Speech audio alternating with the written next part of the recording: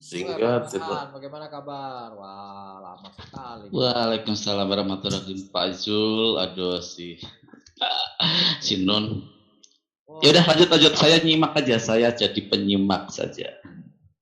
oh, kita tadi pagi barusan bicarakan Bang Farhan, tapi bukan bergosip, bukan. Katanya berdebat semalam terus kita mau bantuin nggak tahu di mana gitu kan. Itu di tempat Warane, ya mereka Warane. mereka memfitnah, ya fitnahnya seperti itulah. Bahkan keluar hujatan yang parah ya, yaitu Allah SWT Germo, Allah SWT ya seperti itu, kayak WTS gitu, di ini ya, di main-mainin gitu. Cuman ngadepin orang kayak gini ya udahlah, memang kelakuan mereka kayak gitu, mau diapain. Yang penting kita ketika masuk ya membantah aja dengan data. Mereka kepanasan ya netizen yang akan menilai.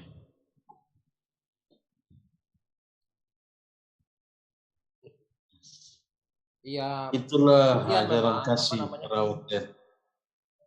Kasihan. Jadi untuk ya dengan zaman teknologi informasi ada di genggaman tangan seperti ini kan, orang cari kebenaran itu gampang. Nah makanya semakin hari semakin sulit mempertahankan agama ciptaan manusia itu, ya emang repot, sudah nggak update memang. Betul. Ya kan, orang berbondong-bondong sudah meninggalkan itu. Di Eropa orang banyak jadi ateis itu karena keluar dari Kristen. Karena untuk jadi Islam, karena Islam sudah di stereotype kan, dibilang ini bilang itu, ada Islamofobia gitu, sehingga mereka jauh dari pikiran itu. Nah yang berpikir lebih dalam ya dia mendekat ke Islam, dan kalau dia sudah mempelajari Islam sudah mesti malah, makanya berbondong-bondong sekarang. Ya orang-orang pintar kan tidak juga percaya begitu saja dengan apa yang dicorongkan sama pemerintah kan. Betul. Bilang ini bilang itu segala macam, sudah enggak. Rusia tuh sudah enggak ada lagi. Justru Rusia menunjuk mufti Rusia untuk perkembangan Islam itu. Luar biasa perkembangannya di sana. Sudah enggak ada. Kalau di tempat lain masih. Inggris sudah enggak begitu. Kayaknya sudah ada 8 apa 10 ya wali kota yang dari Muslim. Tapi memang kalau kita lihat ya perkembangan Inggris dari sejarahnya memang banyak ini pengaruh kebudayaan Islam itu banyak. Kalau kita baca tentang Richard the Lionheart ya, mungkin Bang Farhan paham. Richard the Lionheart. Itu si singa Richard. Justru dia dibilang the absent king, raja yang jarang-jarang ada di tanahnya sendiri. Seringnya di mana? Di Prancis sama di Mesir dia. Makanya bahasa Arabnya dia lancar. Nah itu juga kan berpengaruh kan sama kebudayaan Inggris, itu kan berpengaruh. Makanya di sana lebih nggak begitu memusuhi lah kalau sama Islam. Tapi di Eropa yang lain jangan coba-coba.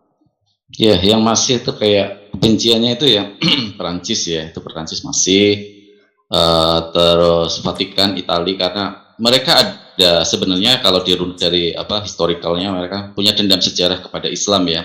Ketika bagaimana Abbasiyah, kekhalifahan Abbasiyah Timur yaitu Cordova itu kan pernah sampai melebarkan sayap, wilayahnya itu kan sampai Vatikan, sampai Perancis, sampai bahkan Georgia segala kan.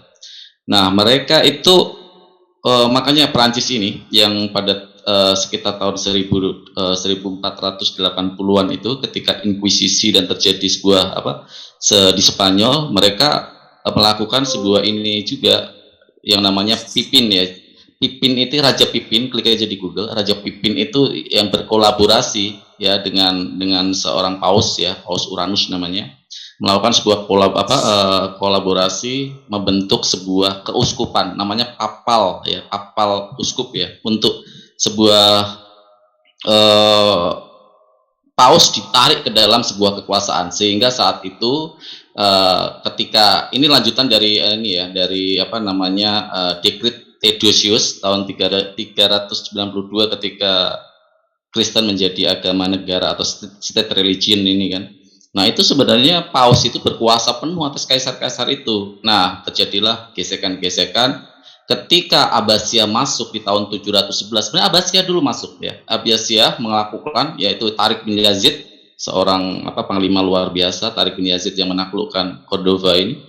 dan di situ. Nah, di tahun itulah mulai terjadi pergolakan, dan mereka itu diberi keleluasaan loh sebenarnya. Ketika Muslim berkuasa itu mereka Kristen ini diberi keleluasaan luar biasa, sehingga mereka dikasih peluang, dan dikasih peluang dimanfaatkan oleh mereka, malah bukan yang baik, malah melakukan sebuah genosida ketika Raja Ferdinand dan Ratu Isabel. Panjang sejarahnya, dan itu memang dari kebencian mereka ya, kebencian sejarah akhirnya dibelok-belokkan. Semua sejarah dibelok-belokkan, tetapi ya kebenaran tetap kebenaran. Bagaimana Napoleon Bonaparte dalam bukunya mengatakan bahwa agama paling logis adalah Islam.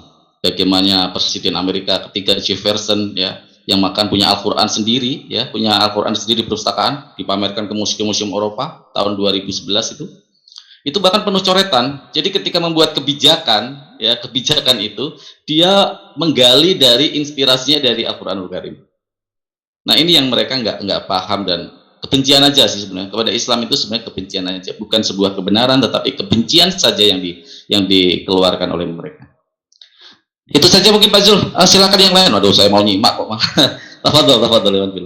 Itu yang saya senang dari Bang Farhan itu, bisa melihat dari sisi yang berbeda gitu. Dia tuh nggak masalah itu tuh nambah khazanah kita, biar tahu kawan-kawan kan. Sebab seperti apa sejarah itu dibelokkan. Perang salib itu bagaimana, ini bagaimana perang salib pertama, kedua, ketiga, keempat, kelima, apa yang terjadi kira-kira di situ? Apa yang terjadi waktu tentara salib itu menang dan masuk kota Yerusalem? Apa yang terjadi waktu Muslim menang kemudian masuk ke Yerusalem? Itu tidak bisa dibelokkan lagi. Nah, kalau mau dipaksakan ya kan lucu gitu. Sementara kita bisa dapat informasi dari manapun sekarang, dari sumber manapun, dan itu rame-rame orang menulis seperti itu. Karena sejarah ya sejarah. Betul. Ya, seperti setiap pandangan saya kepada debater Muslim, debater Kristen kan, yang saya tantang bahwa tunjukkan di dalam sebuah sejarah yang sahih, yang dari catatan netral, bahwa Islam pernah membantai ketika memasuki suatu daerah. Mereka nggak pernah bisa nunjukin, Bang. Nggak akan pernah bisa. Karena Islam, contoh ketika 29 Mei 1453, bagaimana Al-Fatih ya, Muhammad Al-Fatih masuk ke Konstantinopel. Tidak ada catatan satupun melakukan sebuah pembantaian. Tidak ada. Padahal itu masa itu genting loh. Karena di bagian lain, ya, Raja Ferdinand dan Isabel ini melakukan sebuah genosida kepada umat Islam dan Yahudi waktu itu. Tapi apa yang dilakukan oleh Muhammad Al-Fatih ketika membuka pintu gerbang Hagia Sophia? Puluhan ribu berkumpul di situ ketakutan. Yang dikatakan adalah, jika kalian ingin tinggal di Konstantinopel, silakan, dan harta nyawa kalian akan dijamin. Jika kalian tidak ingin tinggal di Konstantinopel, kalian akan dikawal keluar dari kota Konstantinopel, pagar terjauh dari Konstantinopel. Luar biasa, tidak ada pembantaian sama sekali. Nah, berbeda dengan mereka. Juga ya Tariq bin Ziyad itu ketika memasuki Andalusia, Cordova, tidak ada pembantaian, karena di situ raja melakukan sebuah kezaliman yang luar biasa. Ya, mereka itu diperas habis-habisan, karena sistem kerajaan itu kan semua adalah milik kerajaan kan. Jadi dizolimi, dan di situ ada umat-umat Islam yang masih hidup. Dizolimi, akhirnya atas suruhan dari Raja Abbasiyah itu bukan Abbasiyah, aduh lupa saya, Ethiopia itu dulu namanya apa ya, dari Ethiopia koordinasi dengan Abbasiyah yang masih ada di Baghdad, Tariq bin Ziyad ini yang dikirim ke Cordova sana, dan pertama negosiasi. Islam itu negosiasi terus. Contoh Khalid bin Walid di zamannya Umar bin Khattab. Apa menyerang dia? Tidak, cuman dikurung, diembargo kota Yerusalem itu. Diembargo, dikelilingi aja, pasokan makan tidak. Kalau mau nyerang habis padahal. Bagaimana waktu itu Islam lagi jayanya? Apakah ada pembatasan? Enggak, cuman diembargo makanannya. Selama 6 bulan ternyata mereka akhirnya kehabisan bahan baku, dan mereka menyerah. Supaya apa? Tidak terjadi pertumpahan darah. Karena Islam pun menganggap Yerusalem adalah kota suci. Nah, ini catatan-catatan sejarah ini ya, padahal Jean F. Kiev ya, tulisannya Jean F. Kiev itu menunjukkan gini. Dalam peradaban peperangan Muslim tidak pernah terjadi sebuah genosida. Yang terjadi adalah pembelaan diri ketika mereka diserang. Ini luar biasa loh. Seorang ahli sejarah ya, seorang ahli sejarah dari Bosnia Herzegovina, dia mengatakan hal seperti itu. Padahal dia agamanya Katolik, Ortodok, Kristen Ortodok. Nah, hal-hal seperti ini yang sebenarnya harusnya banyak ya kita siarkan bahwa Islam nggak seperti itu loh. Islam nggak teroris, nggak radikal. Cuman keadilan dari media ini yang memframing ini sehingga banyak generasi-generasi Islam yang malah justru anti Islam sendiri ya. Ini yang kita sayangkan. Inilah gunanya kita terus menerus. Islam itu nggak seperti itu. Islam itu rahmatan lil alamin. Bahkan ketika kita diserang ya, kita bertahan dulu, tetapi ketika mereka sudah terlalu zalim melakukan sebuah perlawanan. Contoh ketika perjanjian Hudaybiyah, apa yang sulit bagi Rasulullah untuk masuk ke kota Mekah saat itu dengan 10.000? Tapi tidak dilakukan karena menjaga ketentraman. Kalau terjadi perlawanan, nanti akan terjadi korban. Ya udah, kita ngalah dulu. Akhirnya terjadi perjanjian Hudaybiyah, perjanjian yang begitu merugikan, tapi diambil Muhammad SAW. Kenapa? Karena supaya tidak terjadi peperangan saudara. Karena masih banyak saudara-saudara Muslim, saudara-saudara yang Muslim ini yang hijrah ke Madinah ini punya saudara di Makkah. Dan ketika terjadi Fathul Makkah, terbukti tidak ada korban. Nah, ini kebijaksanaan Rasulullah yang mereka selalu mengatakan Rasulullah inilah fitnah-fitnah luar biasa. Jadi tugas kita memang sih Pak Zul untuk ini ya, untuk selalu membantah subhat mereka. Ya, membantah subhat dengan sisi yang benar gitu ya. Karena kan ada gerakan-gerakan untuk stereotip, untuk ini kan membangkitkan ketakutan terhadap Islam gitu. Itu kan yang dilaksanakan sekarang. Karena dengan cara-cara benar mereka nggak bisa. Sudah nggak update. Namanya ciptaan manusia. Contoh konkretnya itu, yang paling gampang, dari sisi ketuhanan saja, rumusan ketuhanan di tempat mereka, sampai dengan hari ini mereka debat itu, kayak orang mau perang itu kalau di tempatnya mereka. Tentang ketuhanan saja. Betul. Di Islam mana ada lagi, begitu surat Al-Ikhlas sudah diturunkan, selesai sudah. Konsep ketuhanannya sederhana sekali. Anak kelas 1 SD pun sudah kalau dijelaskan 4 ayat itu, nggak ada yang tanya. Apalagi yang sudah punya akal gitu ya. Dengan gampang. Selesai, nggak ada lagi perdebatan tentang konsep ketuhanan. Nah, itulah contohnya. Itu yang paling gampang kan. Karena kita bicara agama ya bicara Tuhannya dulu. Awaluddin ma'rifatullah kan. Awalnya agama adalah mengenal Allah. Nah, bagaimana cara mengenal Allah di sana? Ribet urusannya. 2000 tahun nggak kelar-kelar. Nggak kelar-kelar. Karena konsepnya dari manusia, bukan dari itu. Nah, itu masalahnya. Karena sesuatu yang bersumber dari manusia, kan ada kontradiksi di dalamnya. Kebenaran yang hakiki adalah yang dari Sang Pencipta, Allah Subhanahu wa Ta'ala. Ya silakan dinilai sendiri dengan akal masing-masing. Karena begitu sudah susah untuk menjelaskan ke kita, mulai nanti kalimat yang tertingginya itu karena kamu tidak dirasuki Roh Kudus, makanya kamu tidak mengerti. Nah, loh. Mana? Saya tertarik tentang Roh Kudus ini seorang pendeta dari Mesir, ya, Kristen Ortodok, yang bernama Ahrim bin siapa ya? Ahrim pokoknya, binnya saya lupa. Dia mengatakan seperti ini. Roh Kudus itu sebenarnya adalah akal pikiran kita menerima sebuah kebenaran dengan logika. Penjelasannya seperti itu. Ini lebih ke ini ya, sekuler ya, Kristen sekuler. Tapi gini, seperti ketika kita memaknai bahwa Roh Kudus itu kan Gibril dalam bahasa mereka. Ini adalah sebagai sebuah petunjuk, ilham sebenarnya. Ya, ini di dalam khazanah ini ya, khazanah ma'rifat ya, tapi terlalu ini ya kalau untuk dibahas di sini. Khazanah ma'rifat bahwa Gibril itu apa sih? Kenapa malaikat itu selalu menggunakan akhirannya itu selalu L di belakang, Mikael, Jibril ya. Karena itu adalah makhluk Allah yang memang utusan-utusan mulia, kaki tangan, dan maksud kaki tangan di sini adalah sebagai pengemban, ya, sebagai pesuruh dan pengemban apa yang menjadi blueprint dari apa yang skenario Allah Subhanahu wa Ta'ala itu ya. Dan mereka tidak akan pernah memahami ini karena apa ya?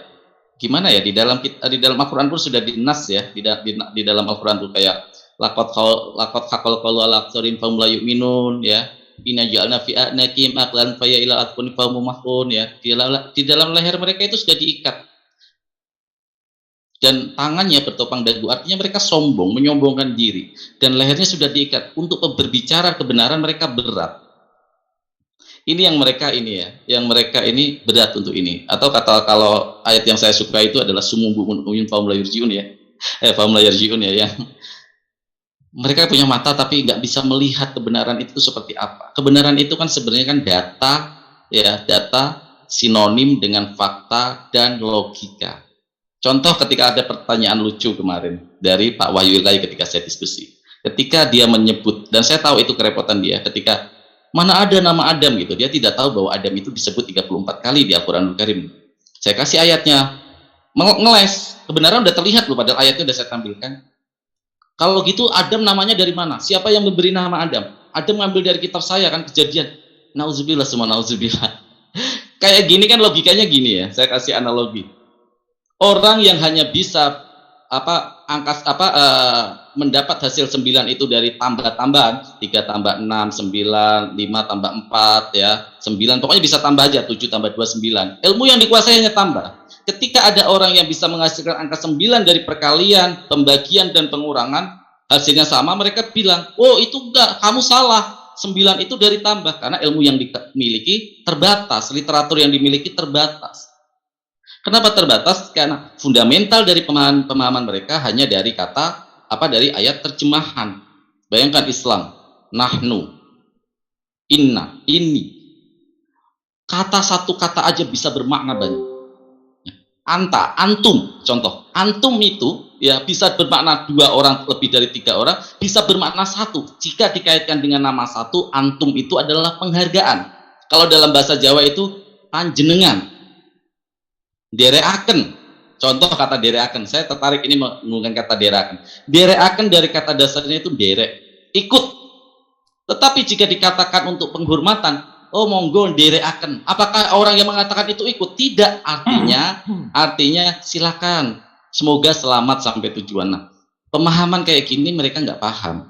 Ya, terminologi linguistik mereka nggak paham, jadinya pemikiran mereka sempit dalam merujuk kepada sebuah data dan argumentasi mereka. Jadi pertanyaan-pertanyaan konyol akan keluar.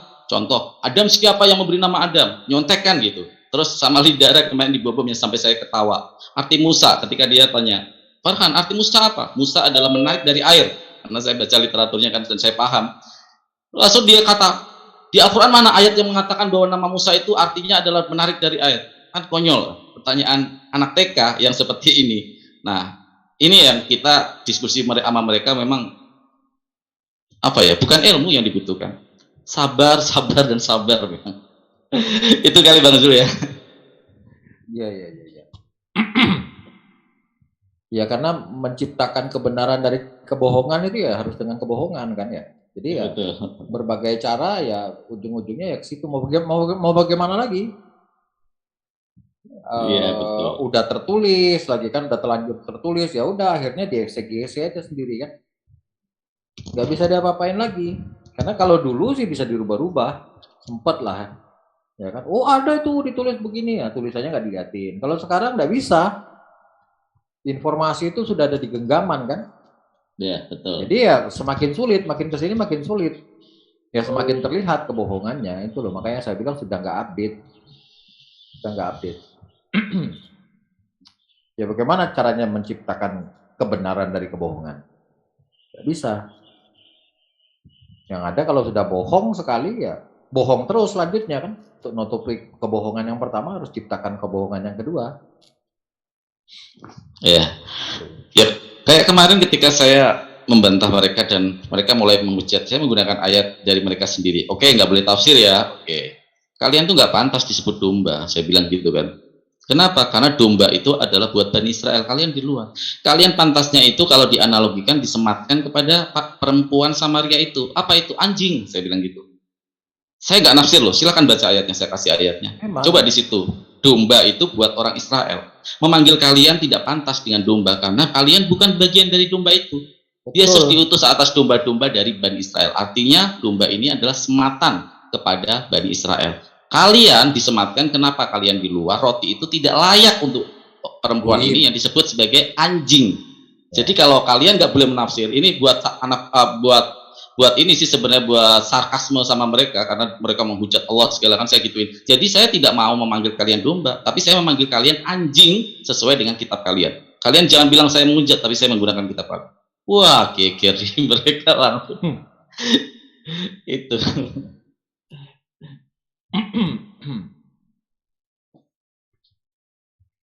Hanya kan begitu nggak bisa dapatkan kesalahan dari ajarannya, mulai nyerang ke pribadinya Rasulullah gitu kan. Iya, selalu. Pernikahannya lah, yang inilah, ya memang udah ini sudah kayak ikan kehabisan, bukan sorry, kayak orang mau tenggelam itu kan. Jadi ada rumput ngalir ada di atasnya pun diraih juga kan. Dapatnya aja orang kalau sudah mau tenggelam kan begitu. Kalau sudah mau sudah kehabisan akal untuk bisa menjawab, ya mulai menghujat. Itu kan untuk untuk dapat pertolongan dari situ, sehingga orang yang nanya kepecah konsentrasinya. Waalaikumsalam. Waalaikumsalam warahmatullahi wabarakatuh.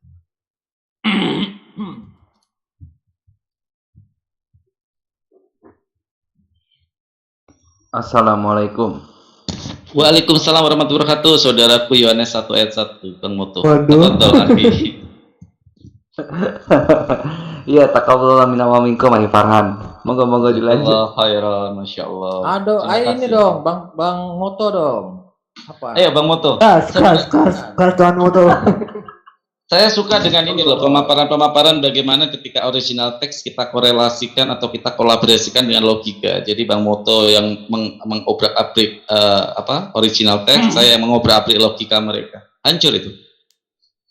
Oh iya Bang Moto nih, sekalian nih Bang Moto yang ini ya, jelasin ya. Nah, semalam itu saya dengarkan, jadi mereka masuk di Aku dan Bapak adalah satu, terus dijawab sama kawan muslim itu, dia bilang aku dan muridku adalah satu juga. Nah tapi dijawab lagi sama mereka, aku dan Bapak adalah satu, tulisannya itu. Yang satunya aku dan muridku menyatu, jadi beda, dia bilang gitu. Coba mungkin Bang Moto bisa ada penjelasan dari original teksnya?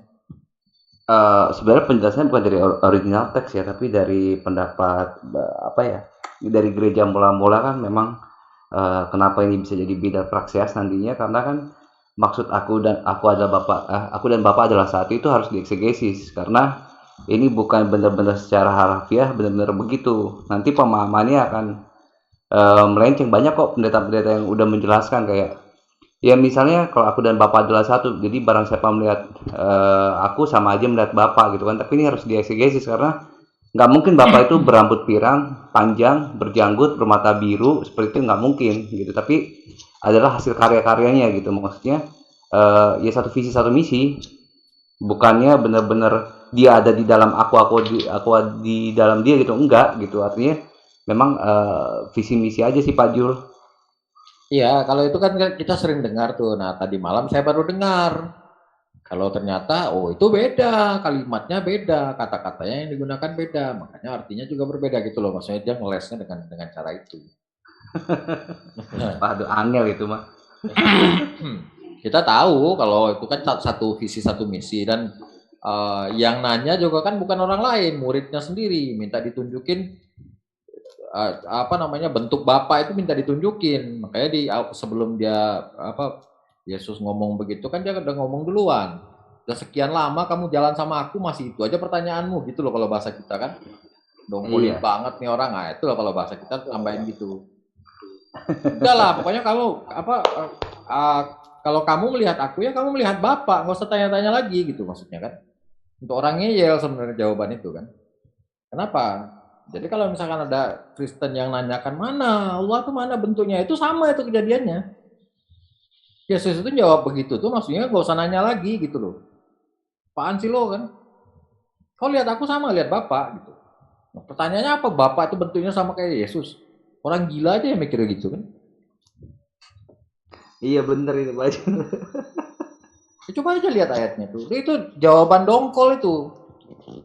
Sebenarnya ini sama dengan konsep manunggaling Kaulo Gusti sebenarnya. Apa yang dikatakan saya benar ketika Allah ada di dalam diriku gitu kan. Bagi orang yang tidak memahami secara ma'rifat akan mengatakan, "Loh, kamu menghujat Allah loh." Padahal maksud dari kata kalimat itu adalah bermakna ma'rifat, artinya apa yang ada di dalam diri kita ini adalah ciptaan Allah, sehingga apa yang ada di dalam diri kita adalah kehendak yang hakikatnya adalah milik Allah. Nah, hal-hal seperti ini memang kalau kita di dalam Islam kan khazanah literaturnya sangat luas ya. Bagaimana kita memahami dulu syariat, ya, tarekat, hakikat, baru makrifat. Nah, pemahaman ini luas di Islam. Jadi Islam tidak tergelincir dengan kalimat-kalimat seperti itu. Karena kita paham. Tetapi bagi mereka yang tidak punya literatur, bagi mereka yang khazanah literaturnya terbatas, pasti mereka akan tergelincir. Oh, berarti Yesus Tuhan ya? Karena apa? Melihat Yesus sama saja dengan melihat Tuhan. Padahal nggak seperti itu. Maknanya adalah visi misinya. Ya, ini sama dengan manunggaling kawula Gusti. Nah, ini yang membuat mereka ini, sebenarnya saya lebih tertarik lagi membahas tentang ini ya. Saya lagi mencari literatur tentang Kristen mula-mula dan ortodok ya. Saya menemukan sebuah literatur, mereka itu sebenarnya memang tidak mengakui Yesus itu Tuhan, tetapi mereka kalah dalam konsili-konsili sehingga mereka terpinggirkan, kayak Arianus lah ya, kayak aliran Arianus yang menganggap Yesus itu sebenarnya adalah seorang utusan. Nah, tapi kalah karena saat itu kan, ya ini ke historical lagi ya, saat itu kan memang Kristen kan di tahun 392 seperti saya bilang kan, Theodosius itu kan mengeluarkan sebuah ini ya, bahwa state religion ya, Kristen menjadi agama negara Romawi. Jadi pemahaman mereka untuk menyamaratakan itu mereka dengan kekuatan militer. Kalau mereka mau bantah, oh nggak mungkin. Ada banyak bukti bagaimana terjadi pembantaian yang dilakukan oleh pihak kepausan ketika doktrin mereka dilawan. Contoh aja yang paling mudah yang baru-baru terjadi, heretik lah ya, kaum heretik. Mereka bantai dengan kekuatan militer. Karena itu yang Kristen-Kristen yang benar-benar memahami bahwa Yesus itu adalah utusan selalu terpinggirkan, nggak punya tempat buat mereka.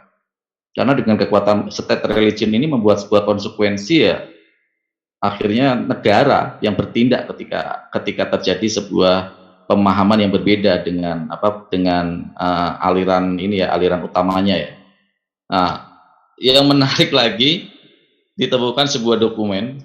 Ya, saya baru mengelaborasi itu, sebuah dokumen yang justru mengatakan bahwa apa yang dituliskan Matius, Yohanes, Lukas ini, Yohanes, Matius, Markus ini adalah sebuah keterkaitan dengan apa yang dilakukan oleh Paulus di Antioquia.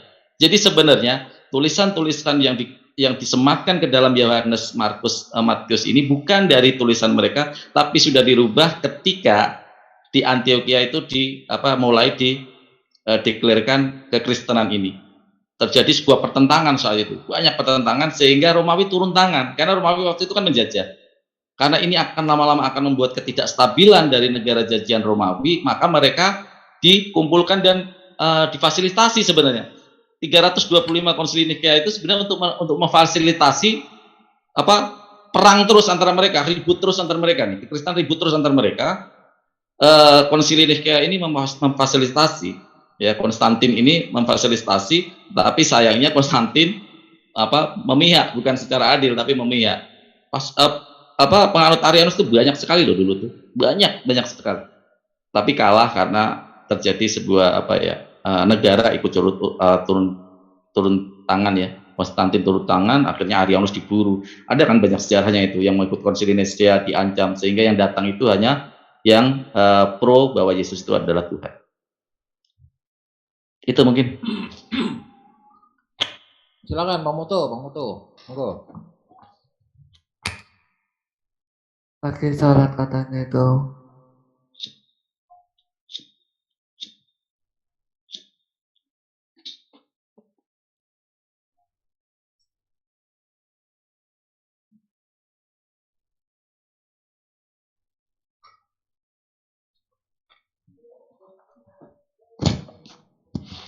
Memang kalau memahami ayat suci Al-Quran, memang kadang-kadang memang kalau apalagi Kristen ya, kita sendiri aja kadang harus benar-benar penuh hikmah ya pemahamannya ya, hati-hati banget. Kayak ayat aks Allah ada di atas air. Mereka kan memahaminya mana singgasana, mana kursinya, mana. Padahal nggak seperti itu. Saya tertarik dengan rujukan Al-Ghazali ya dalam kitabnya yang mengatakan bahwa maksudnya adalah segala yang diciptakan dari air itu adalah di bawah kekuasaan Allah, dan ayat itu berkesinambungan dengan ayat yang lain ya, kalau nggak salah di ayat di surat lupa saya, yang mengatakan bahwa segala kehidupan makhluk hidup itu berasal dari air. Artinya segala makhluk hidup ini di tangan Allah lah semuanya. Nah, untuk memahami ayat per ayat dengan mengkolaborasikan dengan ayat yang lain kan ini butuh pemahaman kan, butuh secara logika, hikmah gitu. Jangankan orang Kristen ya, kadang-kadang kita sendiri aja kadang-kadang masih terpatah-patah karena begitu dalam dan bahasa sastra kelas tinggi Al-Qur'anul Karim ini. Jadi untuk memahami seperti ini sangat sulit sekali kalau kita tidak dengan hikmah, dengan pelan-pelan, dengan orang yang benar-benar paham nahwu sorofnya, bagaimana Al-Qur'an ini, tajwidnya, itu akan sulit. Diklik aja di Google itu yang ada yang namanya G. Sale ya, itu adalah penulis Inggris yang menerjemahkan pertama kali Al-Qur'an dalam bahasa Inggris, itu G. Sale namanya, itu sampai mengatakan bahwa Al-Qur'an ini adalah strata tertinggi dari sebuah bahasa. Bayangkan, dia mengatakan strata tertinggi dari sebuah bahasa. Sudah sangat indah, sudah bermakna yang sangat dalam, dan bisa diartikan bermacam-macam sesuai dengan pemikiran orang yang memang menghendaki. Orang yang penuh kebencian akan membaca ayat Quran dengan penuh kebencian dan muncul hikmahnya kebencian di dalam pikirannya. Tetapi jika tulus, saya ingin belajar nih, itu yang datang hikmahnya. Saya membaca ayat Kursi 10 tahun yang lalu dengan saat saya 10 tahun yang sekarang untuk membaca ayat Kursi, hikmah yang saya terima berbeda. Satu ayat bisa bermakna berbeda dalam kehidupan orang itu. Maknanya lebih dalam ini loh, ternyata agak lebih dalam. Seperti saya menemukan hikmah di ayat Arsy Allah itu ada di atas ayat. Itu saya menjadi pemikiran terus, apa yang maksudnya ya? Ternyata ketika saya membaca kitab Al-Ghazali, menemukan sebuah, ternyata ada ayat yang mengatakan bahwa air itu adalah sumber kehidupan. Berarti segala kehidupan di alam semesta ini di bawah genggaman Allah Subhanahu wa taala. Makanya singgasananya di atas air. Nah, pemahaman seperti ini kan enggak ini ya. Enggak mudah dipahami oleh orang-orang Kristen kayak gitu kan. Mana singgasana, mana kursinya Allah? Ada di atas air enggak? Saya di lautan naik kapal enggak lihat tuh ya. Kan pemahaman konyol ini kan, orang-orang yang enggak paham gitu. Saya mute dulu ya, Bang Zul, karena sholat asar ada azan. Saya mute dulu. Oke. Tafadhol yang lain. Tafadhol, makasih.